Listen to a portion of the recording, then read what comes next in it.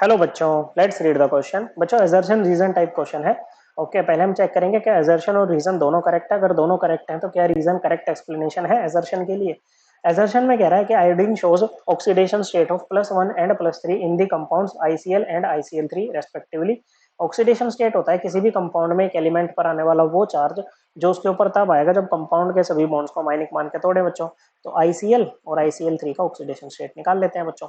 Iodine की valence shell configuration होती है बच्चों 5s2 5p5। 7 इलेक्ट्रॉन है वैलेंस शेल में, एक और चाहिए ऑक्टेट पूरा करने के लिए, लेकिन इसका 5d वैकेंट है बच्चों, तो ये अपने ऑक्टेट को एक्सपेंड कर सकता है।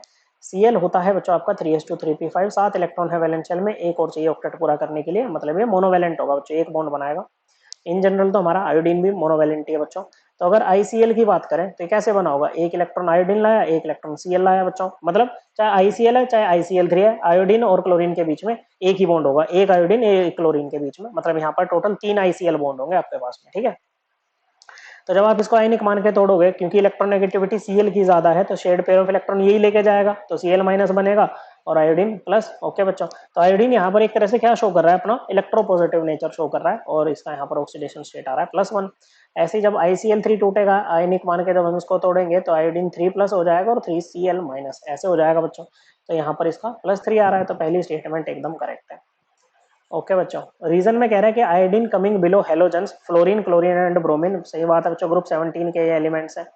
ओके, फ्लोरीन क्लोरीन ब्रोमीन और आयोडीन। ओके बच्चों, in the halogen group of elements in the periodic table shows a higher degree of electropositive nature। बिल्कुल सही बात है, इलेक्ट्रोपॉजिटिव नेचर का मतलब है कि tendency to lose electron. Okay, ऐसा नेचर जिसमें वो इलेक्ट्रॉन्स को लूज कर रहा हो। तो अगर आप इनको इसको आयोडीन को ऑक्सीडेशन स्टेट प्लस में दे रहे हो, तो इसका मतलब क्या शो कर रहे हो कि आयनिक कंपाउंड बनेगा। तो अगर ये कंपाउंड आयनिक है तो ये क्या है बच्चों कि पॉजिटिव में कटायन बनेगा बच्चों। ओके, इलेक्ट्रॉन छोड़ रहा है वो। ओके बच्चों, जब हम इसको आयनिक मान के तोड़ रहे हैं तो बच्चों, तो होता है क्या है बच्चों, डाउन द ग्रुप क्योंकि साइज इंक्रीज होता है, हर स्टेप पे एक एडिशनल शेल ऐड होने के कारण बच्चों साइज इंक्रीज होता है।